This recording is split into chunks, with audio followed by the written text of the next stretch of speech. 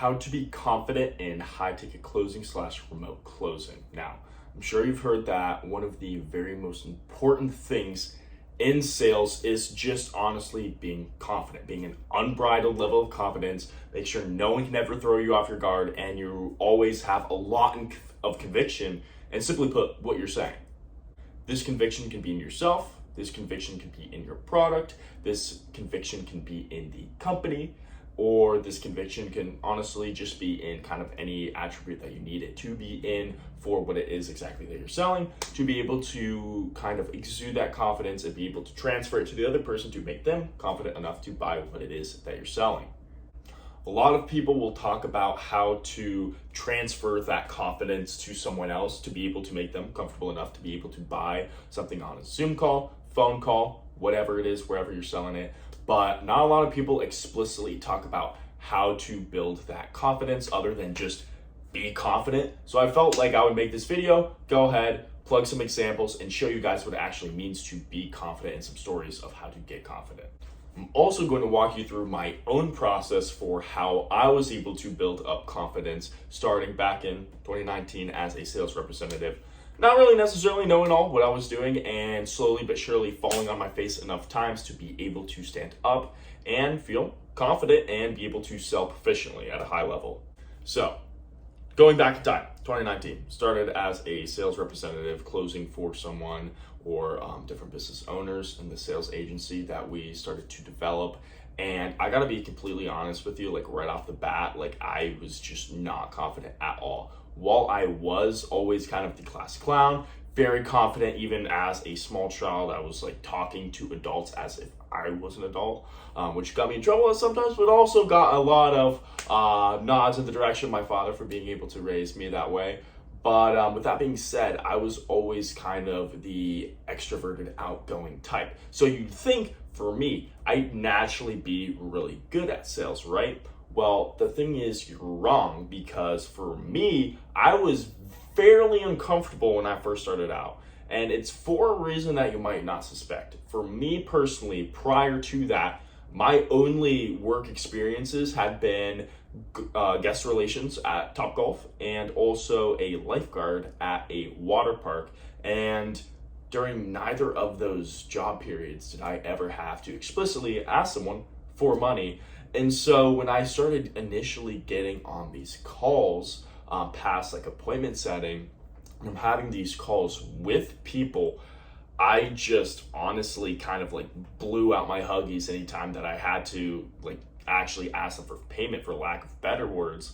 And as like when it really came around to the whole monetary thing, it was just so weird to me to have to ask someone for money. And it just like did not rub me the right way. And so basically the rest of the call would be fine, but then there I would just like lose all the confidence or any know-how of honestly how to articulate myself as a human being. With that being said, one of the ways I personally got over that hill is by going through kind of an unorthodox way about it, and almost roundabout way of going about it, in the sense that like I personally did not look into any sales training. I didn't even think to myself that like I could get more proficient and like there's actually a sales process or stuff like that. I never realized that until like 6 months in to high ticket closing. And so right off the rip, when I was taking these calls, honestly, the way that I would build the confidence to be able to sell the prospect is I would go back through, it was like an Amazon FBA course that I was selling online. And what I would do is I probably went through that course like honestly top to bottom like 5 times. And so if these people had any questions about any part of the process, any investment opportunity, any like cost of operations or whatever, I was able to easily answer that question because I knew how to do everything, because I had gone through and done all the training already, the thing they're interested in. And so I would just talk them through that. So then when it came time to collect payment, not only did that make me fairly confident that I knew the entire process, but also just talking with the business owner who later became a friend of mine and my buddies. And he would always show me all the different type of stuff that he was selling on Amazon. Every now and again when we have kind of like a meeting, recoup, go over some numbers, he would talk about all the different things that he was buying on Amazon. He would kind of use that as a little kind of like fun money pit. And then he would just use that to maybe subsidize like some living expenses, but honestly just buy fun stuff like Rolexes. Like he was a big watch guy. And so I didn't get more confident just by like acting more confident. I got more confident in the fact that I had more conviction in the product that I was selling, not only because I knew it top to bottom, but also because I actually saw the business owner not being a grifter and actively doing what he's teaching his students how to do. So fast forward to like end of 2020, more so around fall of 2020, me and my buddy launched a mentorship program where we would only take on a few select individuals in a cohort, and then I would train them over the course of a month's time on how to do sales. I would do mock calls with them. I would share with them on prior call recordings from past clients, sales scripts, that type of stuff. Anything to realistically catch them up to speed and train them in a month's time. And then my buddy would place them with opportunities from within his network. And so in this story, there's one student in particular out of the 4-man group that I had initially right off the bat.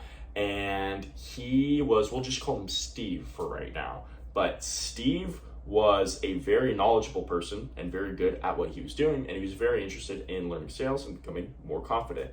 And one of the funny things about Steve was that right off the rip, when we first started having mock calls, he was literally the furthest thing from confident. Like if he was like the North Pole, then confidence was the South Pole down here. And so basically, to give you a better example, whenever we would go on mock calls, he would almost like talk like this. And so like he'd just be like essentially gyrating and like adrenaline pumping, which don't get me wrong, I got that like when I first started off with, but he just like was really nervous. It was his first time like doing something kind of like this. Maybe it helped that I had to take acting one as an elective in high school. I don't know.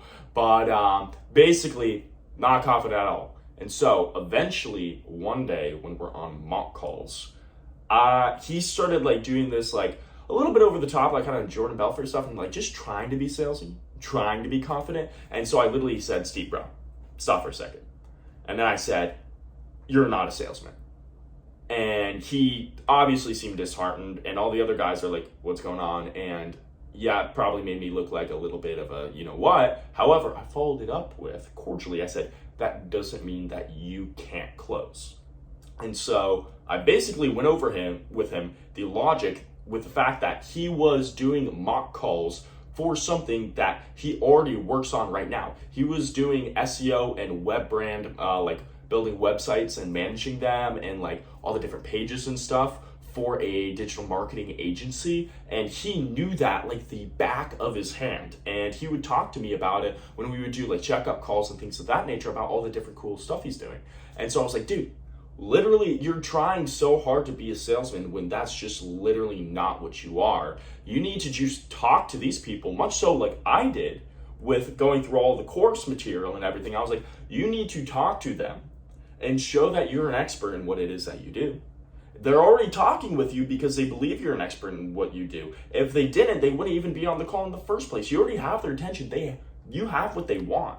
You just have to walk them through it and place yourself as an authority figure in that space.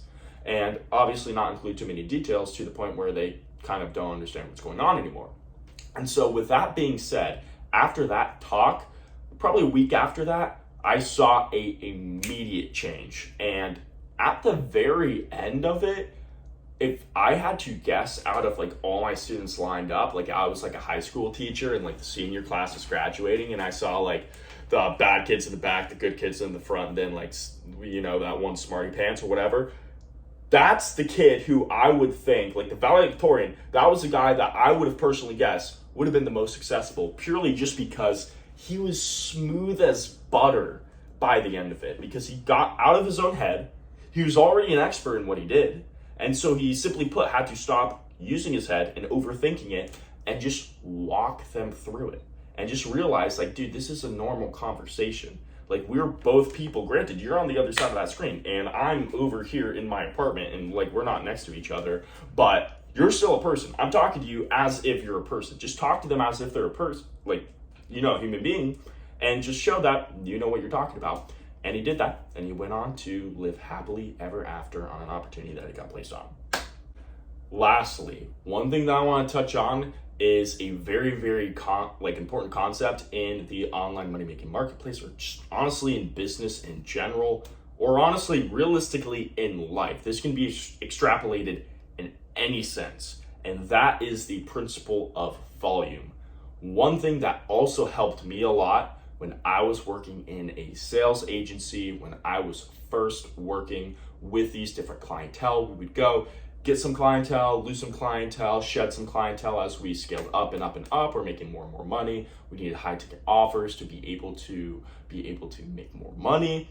And so one of the things that always helped me feel more confident was the fact of volume. There is always going to be more sales calls on the calendar. I could hop on this call. Let's say we're on a sales call. I could absolutely botch this call. I'm just all over the place. I swear, for literally no reason. There's like explicit music like in the background coming through the vent up there. You can't see. I thought I was in frame. You'll get over it.